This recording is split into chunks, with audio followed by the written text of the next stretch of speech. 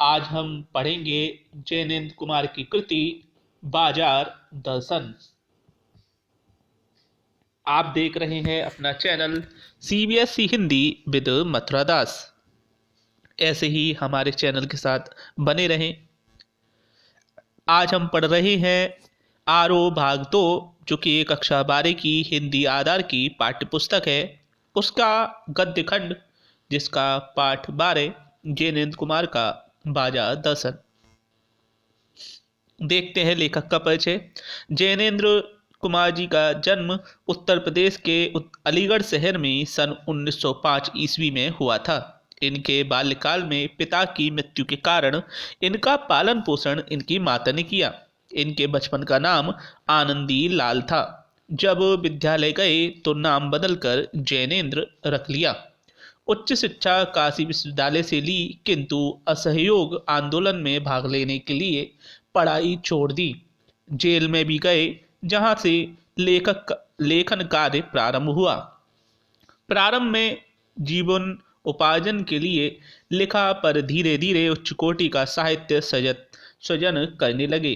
कुछ समय बाद रचना परख प्रकाशित हुई, जिसके लिए आपको हिंदुस्तान अकादमी का पुरस्कार मिला। आगे चल के अपने उपन्यासों और कहानियों के माध्यम से आपने हिंदी में एक सशक्त मनोवैज्ञानिक कथाधारा का प्रवर्तन किया।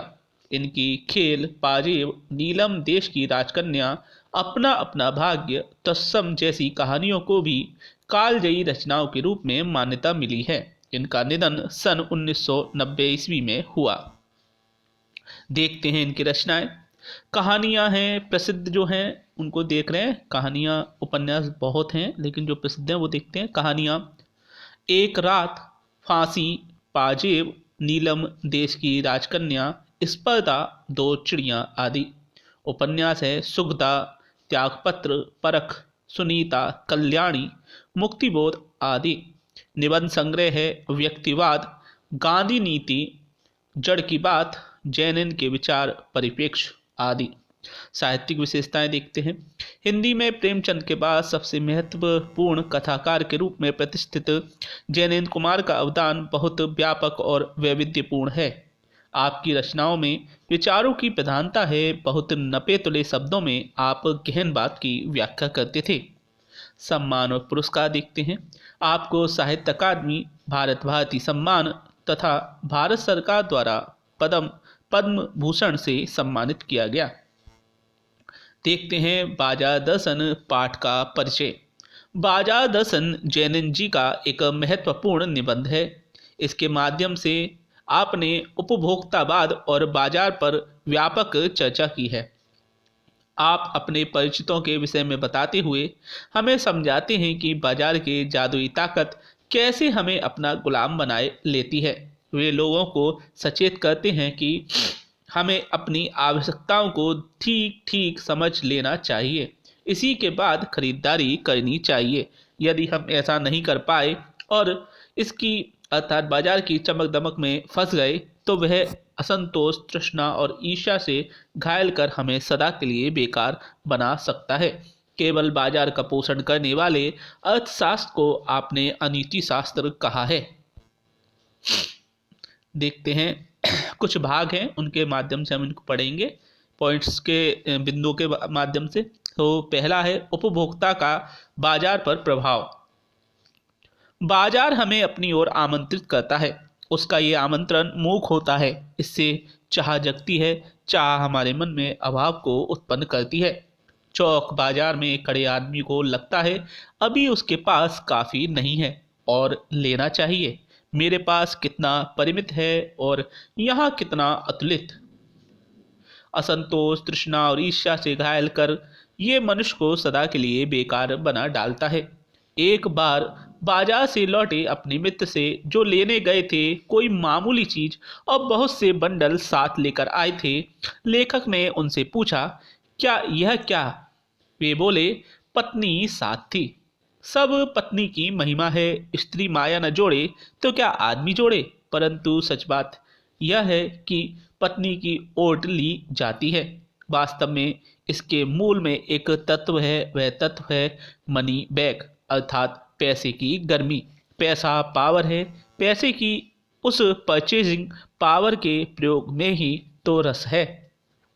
तब मैंने तय और पैसा माना कि पैसा होता तो और सामान आता। वह सामान जरूरत को देखते हुए नहीं आता, बल्कि परचेजिंग पावर के अनुपात में आता। दूसरा बिंदु है बाजारवाद का उपभोक्ता पर प्रभाव। लेखक ने यह अनुभव किया कि बाजार की चकाचौंध लोगों को अपनी मूक भाषा में अपनी ओर आकर्षित करती है, जिसके आकर्षण में फंसकर व्यक्ति के पास जो वस्तुएं होती है वे उसे बहुत कम लगती हैं। इस कारण मन में और वस्तुएं खरीदने की इच्छा जग जाती है। बाजार की एक आकर्षण शक्ति होती है जो हमारे खाली मन को अपनी ओर खींच लेती है। ऐसे में यदि जेब भरी हो तो इसका प्रभाव और अधिक होता है। इसके प्रभाव के कारण व्यक्ति अनावश्यक वस्तुएं खरीद लेता है। इससे थोड़ी देर के लिए उसका स्वाभिमान तो बढ़ता है, परंतु बाद में वह पछताता है। अगला बिंदु है 3, उपभोक्तावाद व बाजारवाद से कैसे बचें। लेखक का मानना है कि बाजार जाओ तो मन को पहले ही भरकर और दृढ़ निश्चय करके जाओ, अर्थात जो वस्तु खरीदनी है वह पहले ही निश्चित कर लो। इससे बाजार की चकाचौंध उस व्यक्ति को अपने मुंह पास में न फंसा सकेगी और वह व्यक्ति भी अपनी आवश्यकता की वस्तु खरीदकर आनंद की अनुभूति कर सकेगा। इससे उपभोक्ता और बाजार में संबंध मधुर बना रहेगा। चौथा बिंदु है श्रेष्ठ जीवन कैसे जिएं। यहाँ ये परिप्रेक्ष्य में है बाजार के, या हम जो खरीदते हैं एक ग्राहक के रूप में हम अपना जीवन कैसे अच्छे से जी सकते हैं। लेखक व्यक्ति को आत्मसंतुष्ट रहने और मन को काबू करने के लिए कहता है। इसका अर्थ यह नहीं कि वह अपनी सारी इच्छाओं को त्याग दे, परंतु जो इच्छाएं हैं उन्हें तर्कपूर्ण ढंग से वह समझे और किन इच्छाओं को उसे पूरा करना है यह निश्चय कर ले, तो बाजार उस पर कोई प्रभाव न डाल सकेगा। इस तर्क को प्रमाणित करने के लिए उन्होंने पास में रहने वाले एक भगत जी जो चूरन बेचा करते थे उनके विषय में बताया। भगत जी का चूरन काफी प्रसिद्ध था। उनका चूरन हाथों हाथ बिक जाता था, परंतु भगत जी 6 रुपये की कमाई के बाद बचे हुए चूरन को बच्चों को बांट देते थे। उन्होंने प्रतिदिन का अपना मुनाफा निश्चित कर लिया था। उनकी संतुष्टि का परिणाम हमें यह देखते हुए मिलता है कि इसी कारण उन्होंने अपना जीवन सुखपूर्वक व्यतीत किया। यदि हम मन को भरा रखें तो बाजार की चकाचौंध हमें प्रभावित नहीं कर सकती। एक बार जब लेखक पैदल कहीं जा रहा था तो पास से कोई मोटर धूल उड़ाती चली। उसे देख लेखक के मन में हीनता का भाव आया। वह अपने माता पिता को कोसने लगा कि किस परिवार में मुझे जन्म मिला। यह पैसे की व्यंग शक्ति ही थी जिसके कारण वे अपने सगे संबंधियों का तिरस्कार कर रहे थे। तभी उन्हें चूरन वाले भगत जी का ध्यान आया। जिस व्यक्ति में जीवन में कुछ कर सकने की इच्छा और संतोष हो उसे पैसे की व्यंग शक्ति छू भी नहीं सकती। लेखक को आश्चर्य होता था कि जब भगत जी बाजार जाते तो उनकी आंखें पूर्ण रूप से खुली रहती, परंतु बाजार की चकाचौंध का उन पर प्रभाव लेश मात्र भी नहीं होता। बाजार की इस चकाचौंध के बीच एक छोटी पंसारी जनरल स्टोर होता है पर एक छोटी पंसारी की दुकान पर जाकर वह अपनी आवश्यकता की वस्तुएं जो कि चूरन बनाने में प्रयोग होती थी, जैसे काला नमक, जीरा आदि लेकर आते थे। उन्हें लेकर अपने घर लौट आते और बाजार की चकाचौंध फैली रह जाती। 5वां बिंदु है मनुष्य के लिए बाजार की सार्थकता। लेखक कहता है कि मुझे ज्ञात होता है कि बाजार को सार्थकता भी वही मनुष्य दे सकता है जो यह जानता है कि उसे क्या चाहिए। जो नहीं जानते वे अपनी परचेजिंग पावर के गर्भ में अपने पैसे से केवल एक विनाशक शैतानी शक्ति, व्यंग की शक्ति ही बाजार को देते हैं। वे लोग बाजार का बाजारूपन बढ़ाते हैं।